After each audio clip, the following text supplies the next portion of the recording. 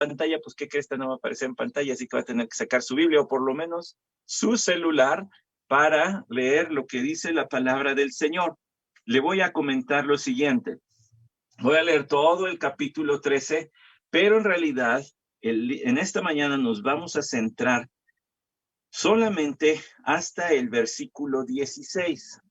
Va a ver qué texto este. ¿Alguna vez ha tratado de meditar en un instructivo? Yo sé que hay algunas instrucciones, ¿verdad? Sí, exactamente, el versículo 16. Hay algunas instrucciones que cuando compramos un mueble o hay allí algún regalito que requiere ensamblarse, pues tomamos las instrucciones muy en serio. Pues el Señor le sigue dando instrucciones a su pueblo Israel y todas ellas deben de ser tomadas muy en serio.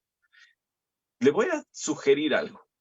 Ponga atención en lo siguiente. Es más, saque pluma y papel y apunte lo que le voy a pedir, que quiero que note mientras hago la lectura de Éxodo capítulo 13.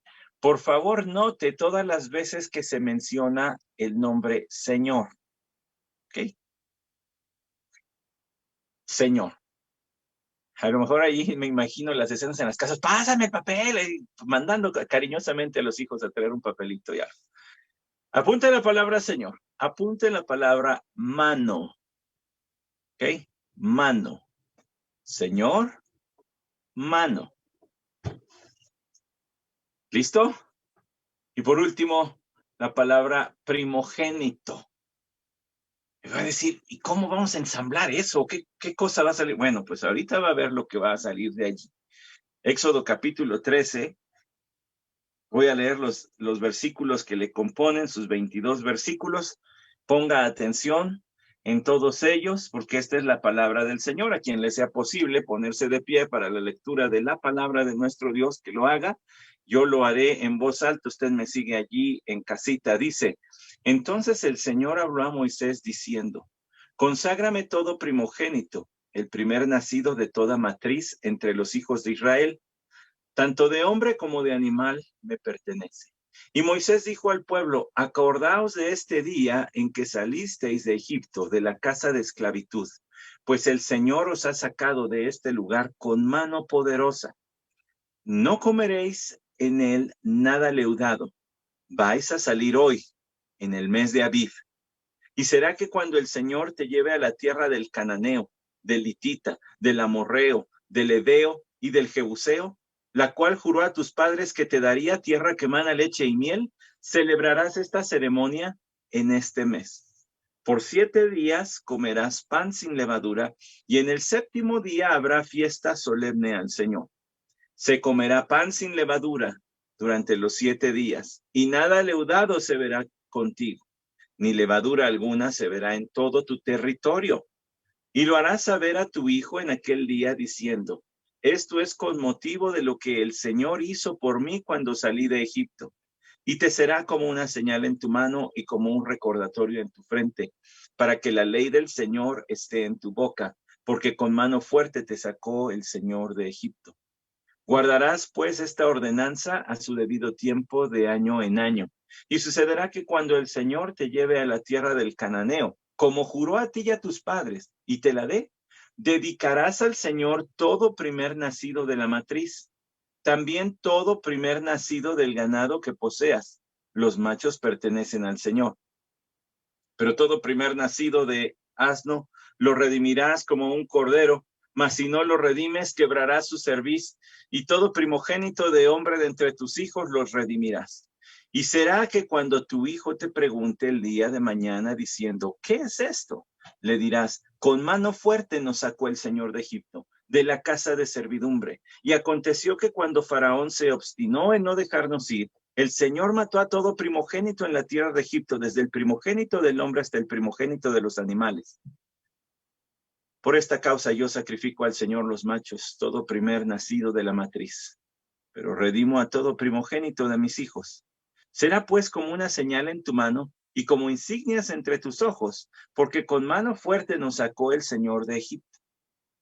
Y sucedió que cuando Faraón dejó ir al pueblo, Dios no los guió por el camino de la tierra de los filisteos, aunque estaba cerca, porque dijo Dios, no sea que el pueblo se arrepienta cuando vea guerra y se vuelva a Egipto. Dios, pues, hizo que el pueblo diera un rodeo por el camino del desierto hacia el Mar Rojo, y en orden de batalla subieron los hijos de Israel de la tierra de Egipto. Y Moisés tomó consigo los huesos de José, pues éste había hecho jurar solemnemente a los hijos de Israel, diciendo, ciertamente os visitará Dios, y entonces llevaréis de aquí mis huesos con vosotros. Y partieron de Sucot y acamparon en Etam, al borde del desierto. El Señor iba delante de ellos, de día en una columna de nube para guiarlos por el camino, y de noche en una columna de fuego para alumbrarlos, a fin de que anduvieran de día y de noche. No quitó de delante del pueblo la columna de nube durante el día, ni la columna de fuego durante la noche. Vamos a pedir la ayuda y dirección de nuestro Señor. Padre, te damos muchas gracias por tu escritura. Toda ella es inspirada y toda ella es útil, Señor. Y por eso te damos gracias, porque nos permites tenerla y nos permites la guía de tu Santo Espíritu. Por eso rogamos para que en este tiempo, al comprender, nuestra forma de pensar sea cambiada, veamos la vida distinta.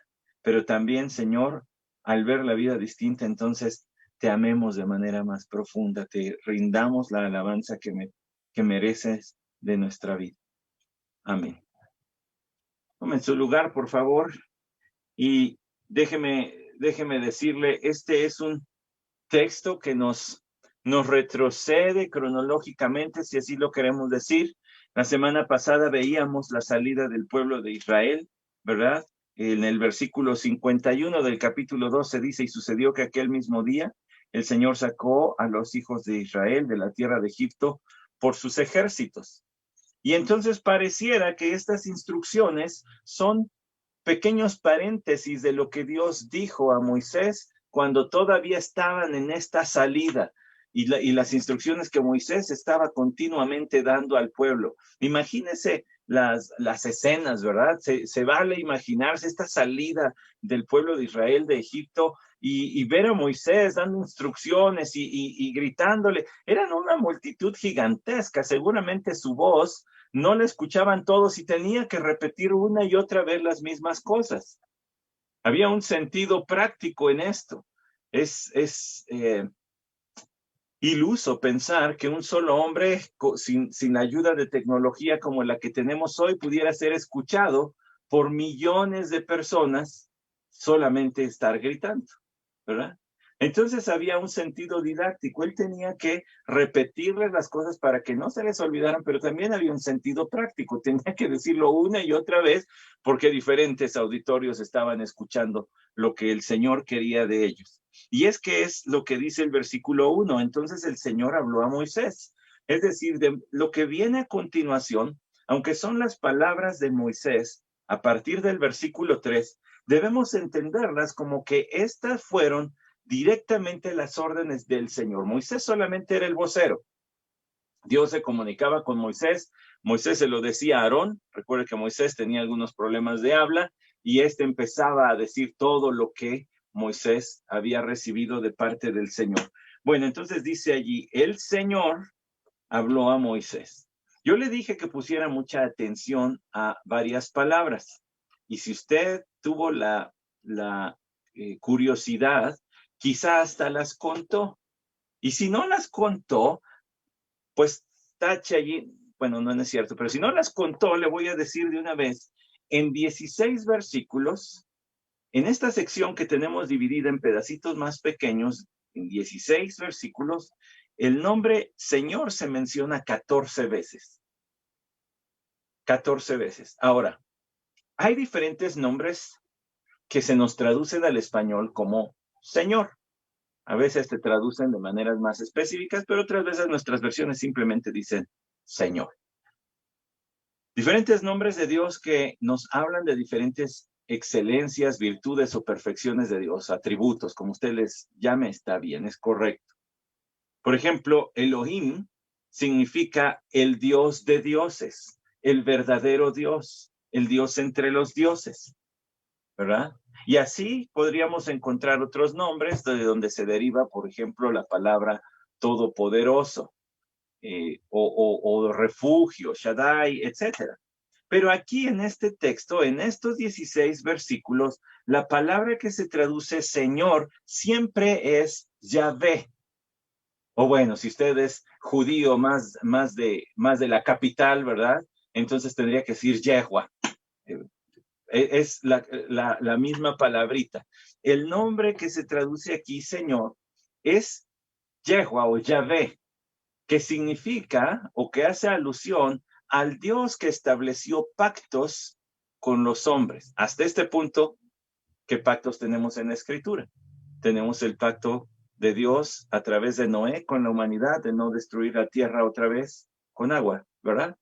Tenemos el pacto de Dios con Abraham, ratificado a su hijo Isaac, ratificado a su nieto Jacob, ¿verdad? Entonces, aquí se está hablando de Dios como el Dios que cumple pactos, el Dios que cumple promesas.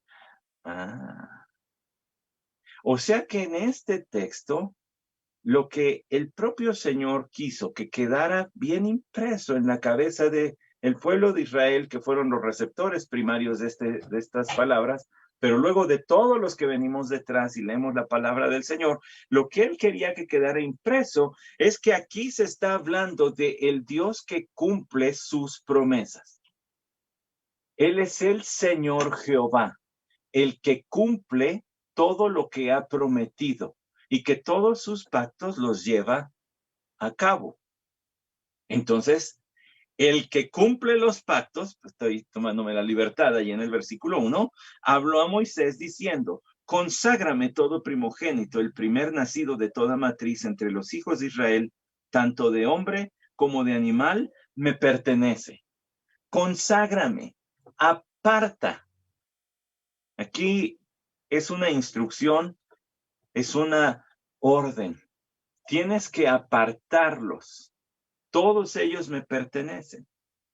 Bueno, la explicación viene un poquito más adelante de por qué, pero baste decir rápidamente que la noche en que el pueblo de Israel celebró la Pascua en Egipto, esa noche todos los primogénitos de Egipto, tanto de animal como de hombre, como dice más adelante este mismo texto, murieron.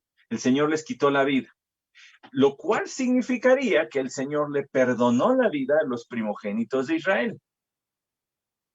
¿Y qué está diciendo el Señor? Me pertenecen.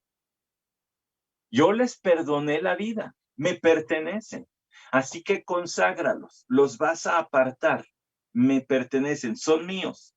Conságrame todo primogénito, el primer nacido de toda matriz, tanto de hombre como de animal, me pertenece.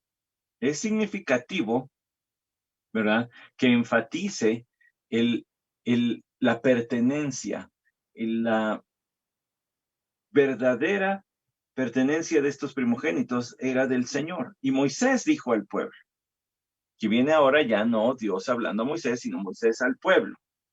Es otra escena en el relato. Y Moisés dijo al pueblo, acordaos de este día en que salisteis de Egipto, de la casa de esclavitud, pues el Señor os ha sacado de este lugar con mano poderosa. Yo también le pedí que pusiera atención a esto de con mano poderosa. ¿Por qué? Porque 4 veces en este texto se menciona la frase con mano poderosa. Con mano poderosa, con mano poderosa, con mano poderosa. El Dios que cumple pactos, el Dios que cumple promesas, en uso de su poder, hizo lo que había prometido para nosotros. El sentido es claro. Lo que el pueblo de Israel estaba experimentando era la obra divina y no el ingenio de Moisés, y no las buenas relaciones de política exterior de Moisés, y no los buenos tratos, convenios que había logrado. No, no, no, no, no. Esto había sido la obra de Dios, del Dios que prometió, ahora lo estaba cumpliendo, lo estaba llevando a cabo con mano poderosa. Dice el final del versículo 3, no comeréis en él nada leudado. Y entonces se pone raro el asunto porque Dios le dice, conságrame los primogénitos, y no retoma el tema de los primogénitos en el texto que nosotros estamos viendo hasta el versículo 11.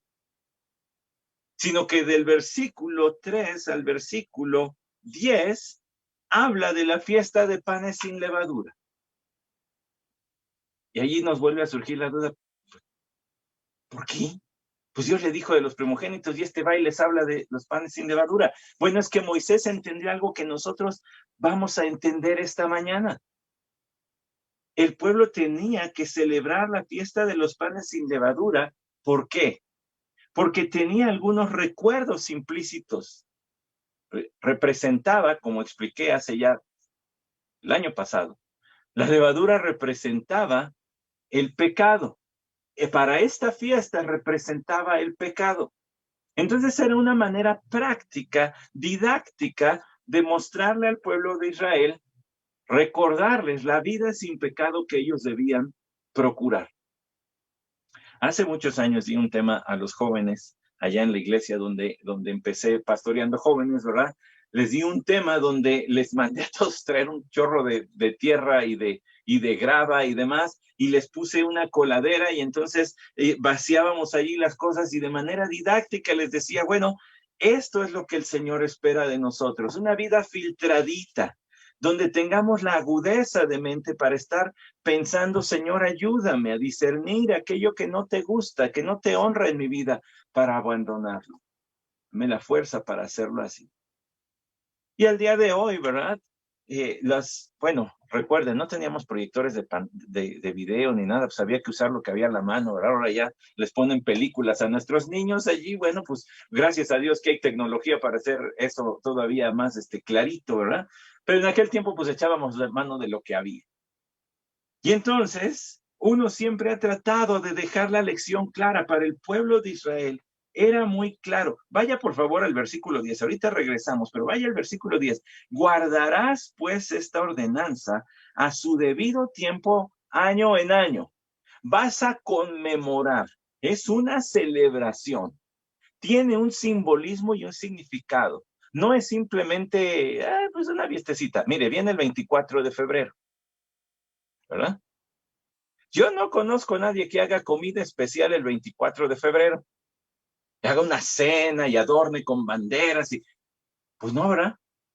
Bueno, no sé si los descendientes del que haya diseñado la bandera mexicana sí lo hagan, ¿no? Y digan, mira, aquí está lo que hizo mi tatarabuelo, pero pues yo no conozco a nadie, no es una festividad que se conmemore. Se recuerda, se hace ceremonia, pero no es tan importante en nuestra nación como el 15 de septiembre. No, hombre, allí sí viene el pozole y es un matadero de puercos y de pollos para el pozolito y la cocedera de maíz y demás. Ese sí se conmemora, tiene un significado muy especial. Para el pueblo de Israel, esta fiesta la tenían que guardar, conmemorar. Era muy importante que ellos guardaran esta fiesta, que la tuvieran en mente, año con año, durante 7 días. No iban a comer pan con levadura. Y ya le dije, no es que al Señor no le gusten los bollos esponjositos, es que esto tenía un significado espiritual. Era una manera de darles una lección acerca de la santidad que Dios demandaba. Por 7 días. No conozco una sola iglesia que dedique semana de énfasis en la santidad. Hay semana de énfasis en las misiones nacionales, en las misiones internacionales. Sí, ya se dio cuenta que tengo trasfondo bautista de la convención, ¿verdad? Allí sí se celebran y se manda el material y todo. Bueno, pero yo no conozco a nadie que haga una semana de énfasis en la santidad. Estaría bueno. Una vez al año, durante 7 días, van a estar recordando lo que el Señor quiere de ustedes. Por eso el versículo 3 también dice, acordaos. Ese acordaos no es nada más sí me acuerdo. No, es un conmemoren el día en que salieron de Egipto, de la casa de esclavitud. Pues el Señor os ha sacado de este lugar con mano poderosa. No comeréis en él nada leudado.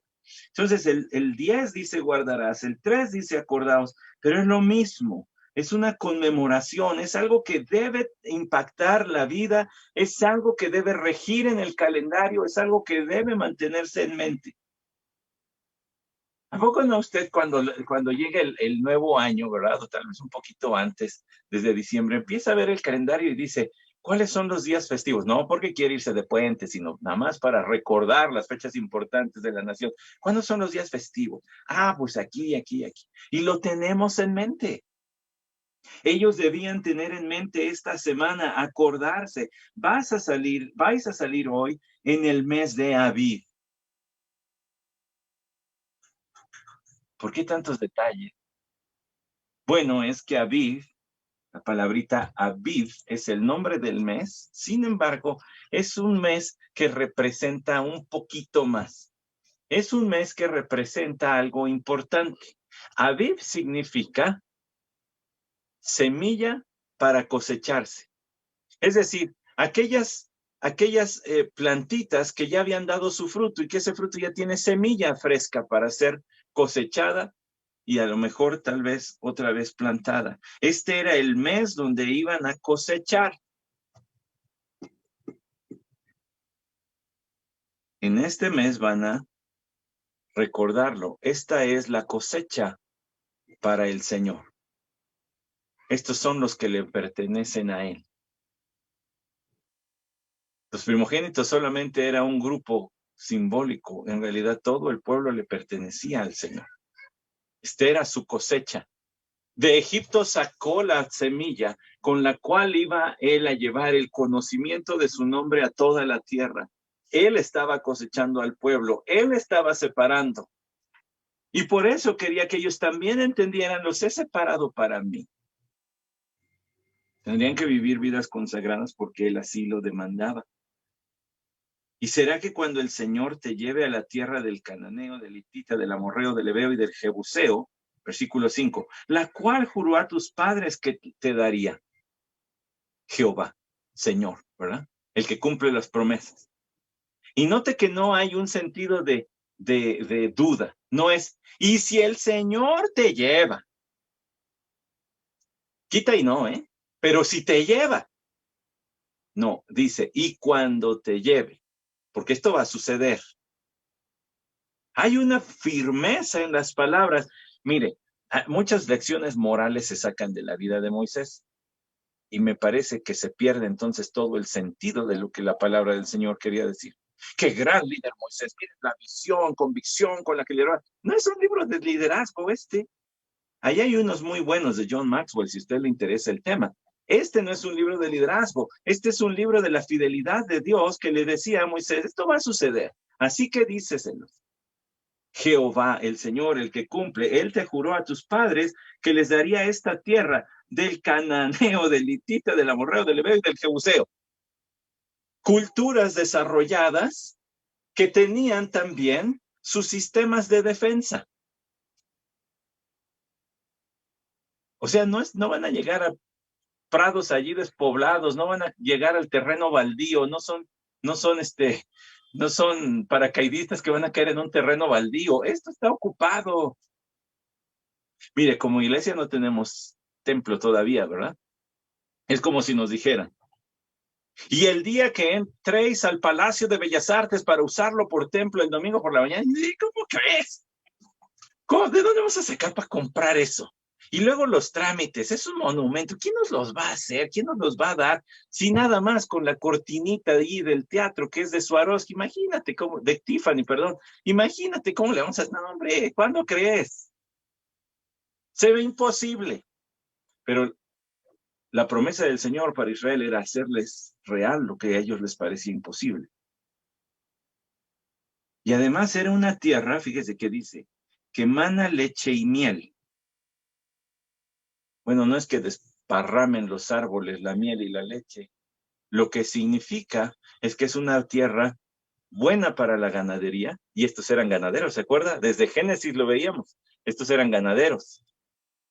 Mana leche, es decir, hay muchas vaquitas, muchas cabritas, muchas ovejitas que dan lechita, ¿verdad? Así que de ahí va a salir el queso, el requesón, la leche para los que les gusta y no son intolerantes a la lactosa como un servidor. Y luego dice también que mana miel. Bueno, ¿qué se necesita para que haya miel? Pues que haya abejitas. ¿Y qué se necesita para la abejita? Pues que haya vegetal. Entonces es una tierra muy fértil. Es lo que significa mana, leche y miel. Yo sé que los chilangos decimos que la Ciudad de México es una tierra que mana leche y miel, pero aquí ni se siembra ni se cría ganado. Entonces, pues no, ¿verdad? No nos funciona mucho, pero a ellos sí, esta tierra era una tierra sumamente próspera para la ganadería y para la agricultura. Y cuando entres allí, celebrarás esta ceremonia en este mes, perdón. Esto es algo que van a tener que conmemorar, que celebrar. Me encanta que diga, celebrarás, ¿no? No va a ser, y sufrirás esta fiesta, porque pues vas a comer pan plano, ¿verdad? Ahora no va a haber bollito esponjoso, bolillito, conchita. Ahora va a ser puro pan plano, como de pizza de esa dura que venden. Perdón si a alguien le gusta de esa planita. Dice, no, la vas a celebrar, lo vas a hacer con gusto. Qué bendición, Señor, recordar que me consagraste para ti. Qué bendición saber que me hiciste de tu pueblo, que me pusiste a tu servicio. ¿Me permite ponerme tantito técnico? Un minutito. El verbo consagrar en su raíz, en el idioma original, se parece, está relacionada con la idea de santidad. Y entonces consagrar quiere decir apartar. Ahora, cuando usted está comiendo sus taquitos, ¿verdad? Y quiere una tortillita en particular de esas que les decimos huesuditas, dice, la voy a apartar para mí. Usted no está, o sea, sí está consagrando porque la está apartando, pero aquí el significado tiene más que ver con la santidad que con simplemente poner aparte. Esto es apartar para Dios, esto es para el uso de Dios. No sería utilizado para otras cosas. Ahora déjeme ilustrar un poquito. Usted sabe que el pueblo de Israel, más adelante en este libro se le dan instrucciones de cómo construir un lugar para la adoración del Señor que se llamó tabernáculo, una tienda, un tabernáculo es una tienda. Allí había ciertos instrumentos que se ocupaban para la alabanza y adoración al Señor, ¿verdad? Esos instrumentos estaban consagrados. No es que el instrumento tuviera algo en particular, no es que el instrumento fuera especial, no. Es que la función para la que se había creado era la especial. ¿Me explico? No es que el instrumento fuera, esto es santo y hay que guardarlo y mira, aquí lo voy a poner en el muro de mi casa para que vengan mis amigos, como si fuera algo en sí mismo poderoso o particular, no, sino que el uso para el cual estaba destinado era lo que lo hacía especial. Entonces, aquí se está hablando de que esta fiesta le debería recordar al pueblo, ustedes han sido apartados para un uso especial y exclusivo de Dios. No se pueden andar dedicando a otras cosas, no se pueden andar dedicando a otros dioses. Todo lo que hagan en su vida, porque iban a llevar vidas normales, ya no de esclavos, sino vidas normales. Iba a haber padres que saldrían a trabajar, iba a haber mamás que se quedarían en casa o que apoyarían en las labores del trabajo, iba a haber comercio, iba a haber todo lo que hay en una sociedad, pero todo esto lo tendrían que hacer como un acto de adoración a Dios. No se le iban a pasar cantando himnos y recitando versículos todos los días, a todas horas. Lo que pasa es que lo que Dios estaba haciendo era apartarlos para sí mismo, de modo que cualquier actividad que realizaran la tendrían que hacer como para honrar a Dios. Por eso el impacto, por eso el ser tan didáctico, el meterles en la cabecita, ustedes tienen que apartarse del pecado para servir a Dios. Y celébrenlo. Esto no es algo que van a sufrir. Esto es algo que tienen que recordar con gusto, con alegría, porque el Señor los hizo su pueblo. Además, les dijo, versículo 6, por 7 días comerás pan sin levadura, y en el 7º día habrá fiesta solemne al Señor. Otra vez, este sentido festivo. Se comerá pan sin levadura durante los 7 días, y nada leudado se verá contigo, ni levadura alguna se verá en todo tu territorio. Y lo harás saber a tu hijo en aquel día diciendo, esto es con motivo de lo que el Señor hizo por mí cuando salí de Egipto. ¡Qué bonito texto! ¿Ya vio? El Señor estaba preparando a esta primer generación rescatada de Egipto para que le dijera a la segunda generación lo que significaba esta festividad. Y fíjese la manera personal que habla aquí, en primera persona. Lo que el Señor hizo por mí cuando salí de Egipto. Fascinante y traducido de manera correcta. Hizo por mí cuando salí. ¿Quién? El Señor. Aquella promesa, aquel pacto hecho a Abraham, mucho tiempo antes, siglos antes, ahora yo lo estoy experimentando y paladeando. Yo lo estoy viviendo. Esto es lo que el Señor hizo por mí. Mientras que reflexionaba en estas cosas, ¿sabe de qué me acordé? De aquel canto llamado Cuando yo sentí. Que dice, cuando yo sentí el amor de Dios que me demostró en Jesús. Ese canto ya se acordó, ¿verdad? Ese, cuando yo sentí. Esto es lo que Dios hizo por mí. Y es que, si ahora me deja hablar un poquito fuera del texto, pero en relación o brotando de lo que estamos diciendo aquí, es que la salvación es como esto que experimentó el pueblo de Israel. Pues hubiera estado bien saber que lo hizo, pero lo hizo por mí. Y la salvación es similar. Puedes saber que Jesús murió y resucitó, pero si no sabes que lo hizo por ti, entonces carece de valor y de importancia para ti, no porque no lo sea. Pero cuando entiendes y aceptas tus pecados y reconoces el pecado y vienes a Cristo Jesús para perdón de pecados, entonces ahora es por mí, no por ellos, sino por mí. Y les vas a decir, esto es lo que hizo por mí. Y te será como una señal en tu mano y como un recordatorio en tu frente, para que la ley del Señor esté en tu boca, porque con mano fuerte te sacó el Señor de Egipto. Guardarás pues esta ordenanza a su debido tiempo, de año en año. Y te será como. Ponga atención en la palabrita como. No dio la instrucción de que sería una señal que se amarraría, porque luego, tiempo después, los judíos se sacaron la fabulosa idea, ¿verdad?, de hacer unas cajitas de cuero, ¿verdad?, donde metían rollitos de pergamino con cosas escritas y se las amarraban aquí y les quedaba así como un chipote, un cuerno. O en la mano, como de esos relojes, diría mi papá, de esos relojes mollejones, ¿no? De esos grandototes que hasta la mano se ve chiquita.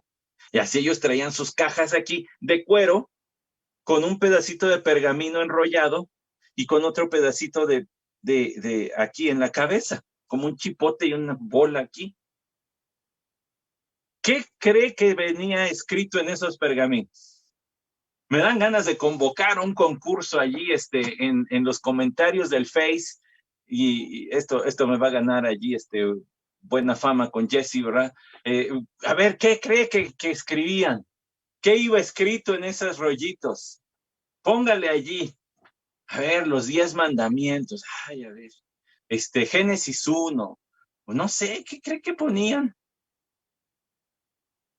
Pues, estoy haciendo tiempo para que se anime, ¿verdad? Entonces, contéstele, a ver, ¿qué cree? Ha habido comunicadores muy buenos, ¿no?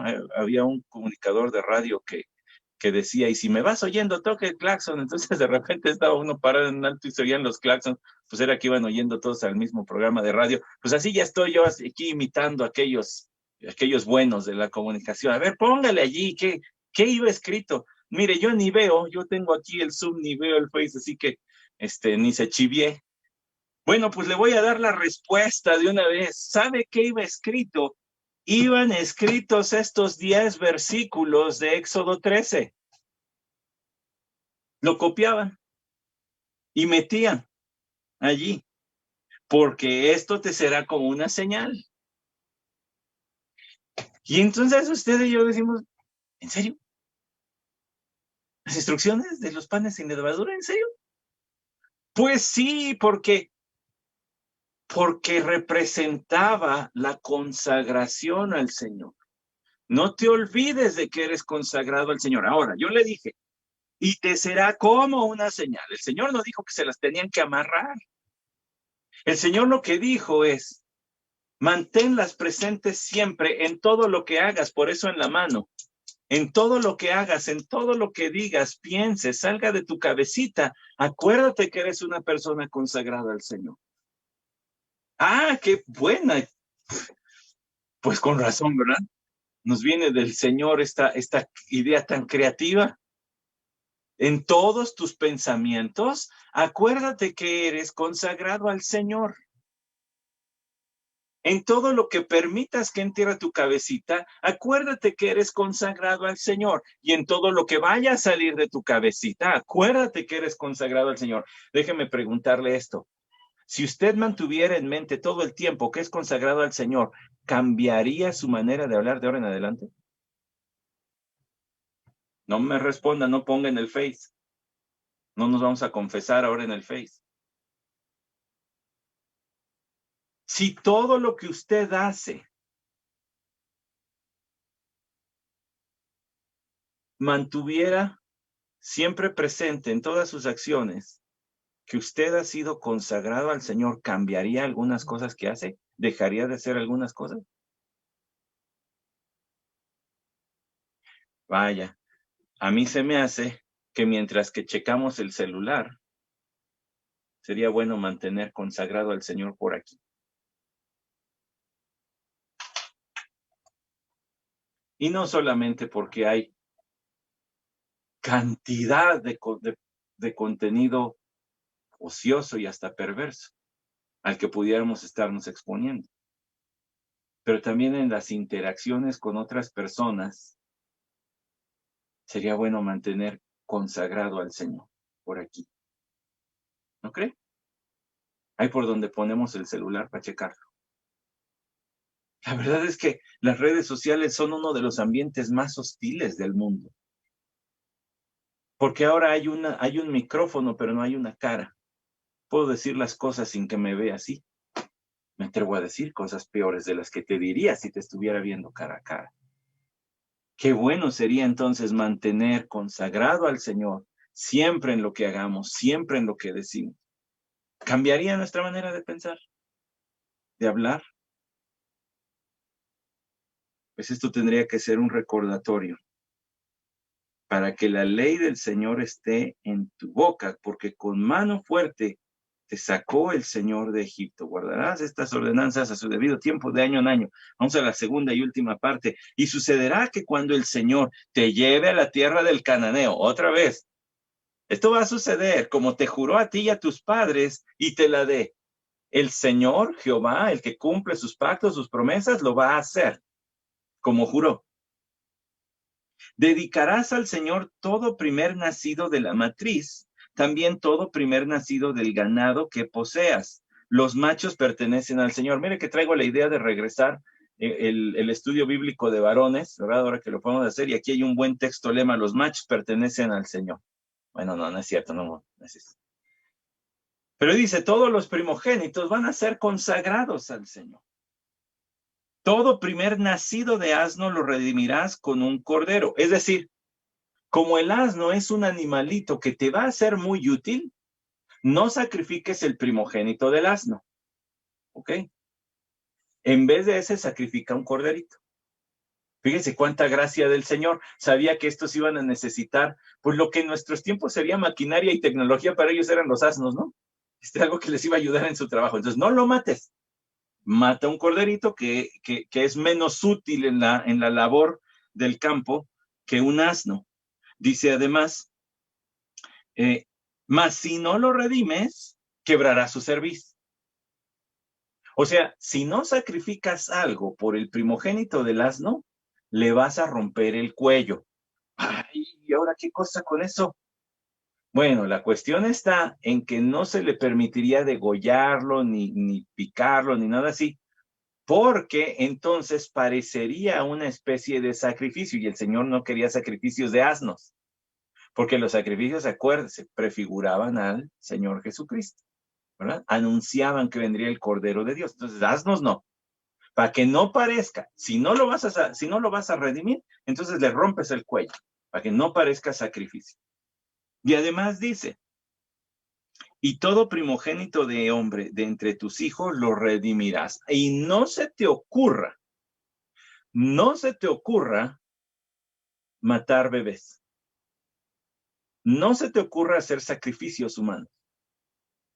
Todos los bebecitos los vas a redimir. Vas a entregar un sacrificio animal en lugar de este bebé. Aunque el primogénito pertenece al Señor, es de él, le pertenece, le corresponde.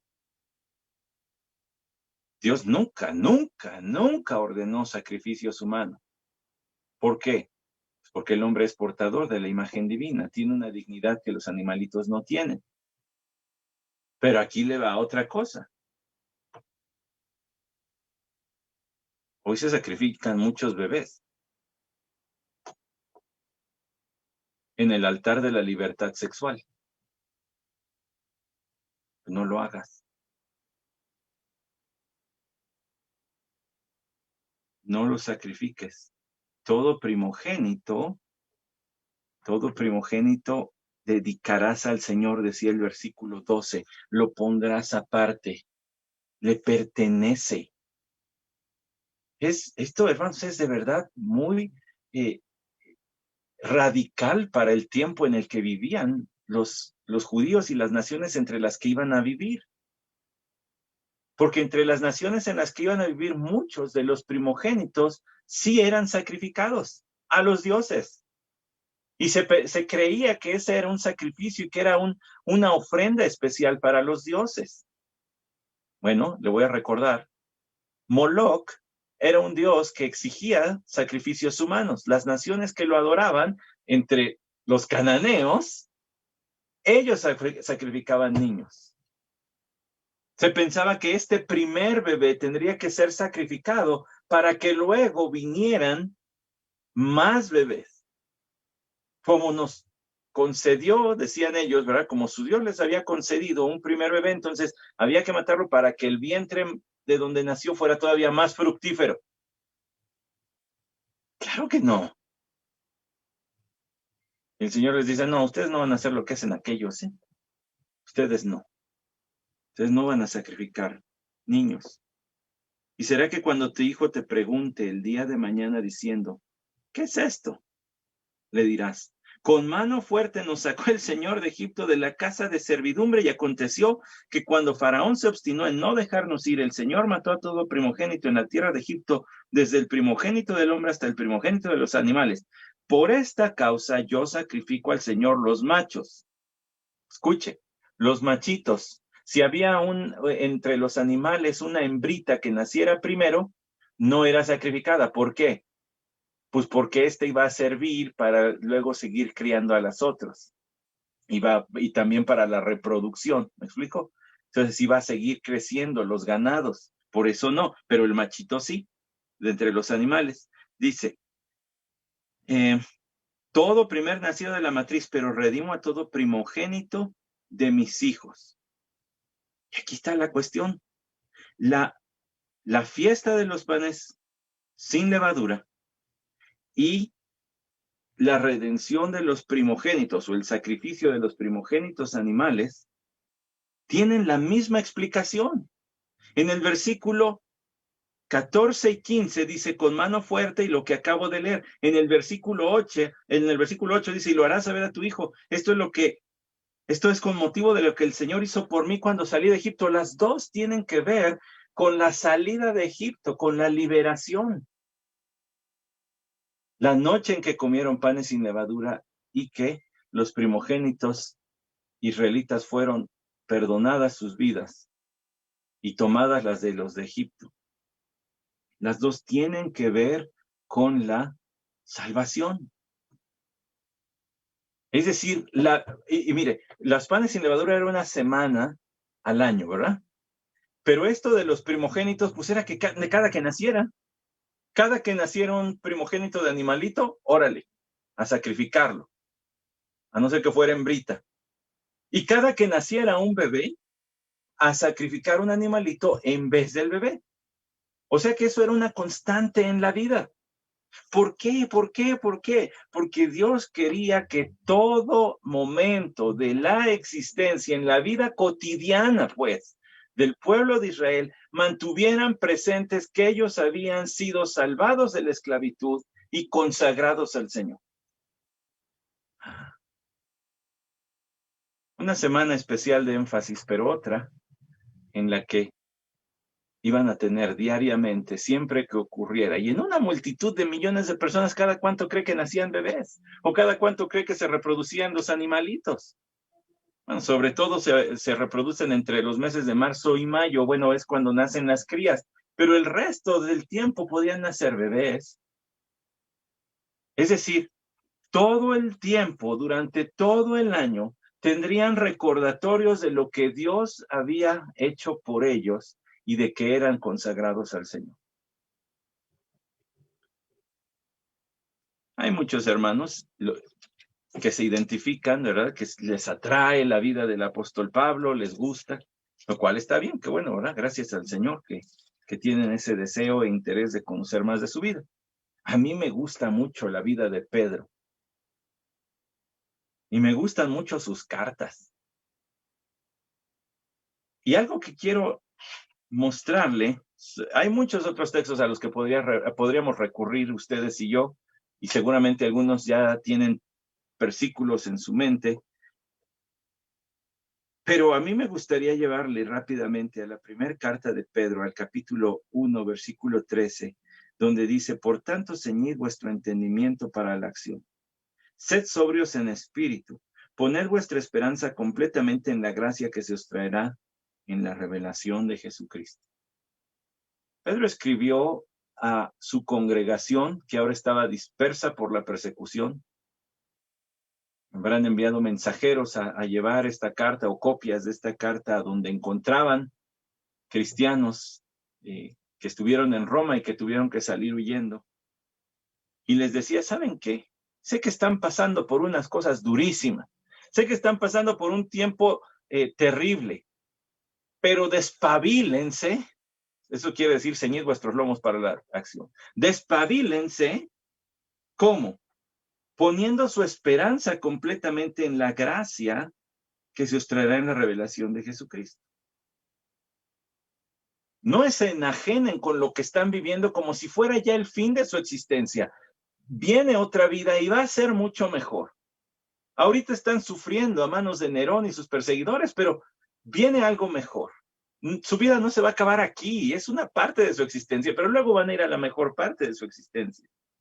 Como hijos obedientes, no os conforméis a los deseos que antes teníais en vuestra ignorancia, sino como aquel que os llamó es santo, así también sed vosotros santos en toda vuestra manera de vivir, porque escrito está, sed santos porque yo soy santo.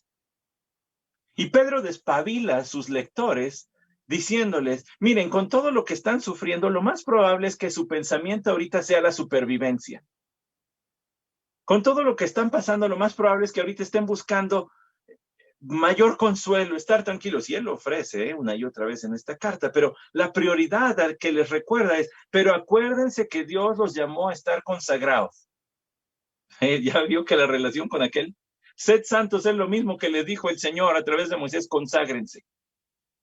Ustedes son para mí. Quiten la levadura de sus vidas. Ustedes son míos, me pertenecen. Sino que él que os llamó es santo. Y él dijo, sed santos porque yo soy santo. Y si invocáis como Padre a aquel que imparcialmente juzga según la obra de cada uno, conducíos en temor durante el tiempo de vuestra peregrinación, sabiendo que fuisteis redimidos. Mismo lenguaje de Éxodo, ¿ya vio? Sabiendo que fuisteis redimidos comprados de vuestra vana manera de vivir, heredada de vuestros padres, no con cosas perecederas como oro o plata, sino con sangre preciosa como de un cordero sin tacha y sin mancha, la sangre de Cristo. Ustedes fueron redimidos como los primogénitos de Éxodo, que no se sacrificaba el bebé, sino se sacrificaba un animalito en lugar de un bebé. En vez de ser sacrificados, Dios sacrificó a Cristo para ustedes, por ustedes.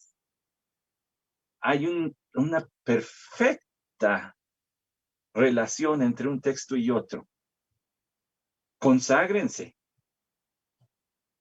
El sacrificio por su consagración, el sacrificio para perdonarles la vida a ustedes ya fue entregado y se llama Jesucristo.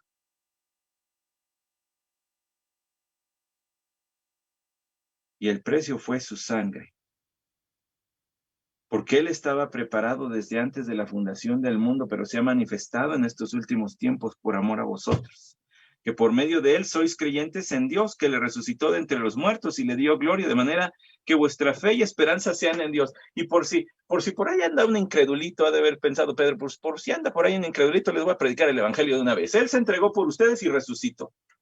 Él vive, su sacrificio fue acepto para que ustedes no tengan que morir en la condenación eterna por sus pecados, sus propios pecados, pues.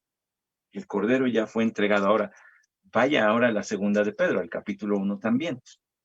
Y voy a ir rápido en este texto porque este texto me tomó como 2 horas predicarlo en alguna ocasión. No se espante, lo prediqué en 2 partes. Pero me tomó ese tiempo y entonces fíjese lo que dijo el apóstol Pedro en su segunda carta en el capítulo 1. Versículo 5. Por esta razón, también obrando con toda diligencia, añadid a vuestra fe virtud y a la virtud conocimiento, al conocimiento dominio propio, al dominio propio perseverancia y a la perseverancia piedad, a la piedad fraternidad y a la fraternidad amor. Pues estas virtudes, al estar en vosotros y al abundar, no os dejarán ociosos ni estériles en el verdadero conocimiento de nuestro Señor Jesucristo. Porque el que carece de estas virtudes es ciego o corto de vista, habiendo olvidado la purificación de sus pecados. ¿Escuchó? No te acostumbres a ser salvo. No dejes de admirarte de que Dios te haya salvado. Porque el día que dejes de admirarte de esto, vas a dejar de vivir de una manera consagrada. Y el día que eso suceda, vas a dejar de ejercer la fe, la virtud, el conocimiento, el dominio propio, la perseverancia. El que no manifiesta esto es porque ya se le olvidó que Dios le rescató. Y si ya se le olvidó que Dios le rescató, ya se le olvidó que está consagrado para él, que fue comprado para él por medio de la entrega de Cristo Jesús. El que carece de estas virtudes, entonces es un ciego, corto de vista, se ha olvidado de las cosas eternas. Así que, hermanos, sed tanto más diligentes en hacer firme vuestro llamado y elección de parte de Dios, porque mientras hagáis estas cosas nunca tropezaréis, pues de esta manera os será concedida ampliamente la entrada al reino de nuestro Señor, al reino eterno de nuestro Señor y Salvador Jesucristo. Por tanto, siempre estaré listo para recordaros estas cosas. No se me va a olvidar decirles esto una y otra vez. Pedro, escribiendo a su congregación, la que él pastoreó, les dijo, es mi chamba ayudarles a que no se les olvide que fueron consagrados para Dios. De eso me encargo, que no se les olvide. ¿Se fija? El Señor en el Éxodo dio ceremonias y dio fiestas y dio prácticas como el sacrificio de los primogénitos animales que les tendrían que recordar siempre Dios nos salvó. Porque la redención y la salvación tendrían que permear, tendrían que ser lo que condujera, tendrían que conducirse a la luz de el hecho de haber sido consagrados para Dios. En el Nuevo Testamento encontramos referencias así, donde Dios dice, no se te olvide. Yo solamente cité 2 textos de Pedro, pero hay muchos otros que tal vez usted ya tiene en mente. Y si no, búsquele, no es difícil. Y va a darse cuenta que una y otra vez el Señor dejó, en el Nuevo Testamento también, ahora para los creyentes, no para el pueblo de Israel nada más, para los creyentes en Cristo, mandato, no te olvides que eres consagrado. El día que dejes de hacer eso, vas a dejar de vivir como a Él le agrada. Que siempre recordemos nuestra consagración. Y si usted lo había olvidado, es gracia de Dios que haya escuchado este texto, para usted y para mí, para volvernos a Él. No es demasiado tarde. Señor, te agradecemos tu palabra, tu gracia al recordarnos estas verdades. Que tu palabra lleve el fruto para el cual la enviaste y que mantengamos en mente que hemos sido comprados y consagrados para ti. Amén.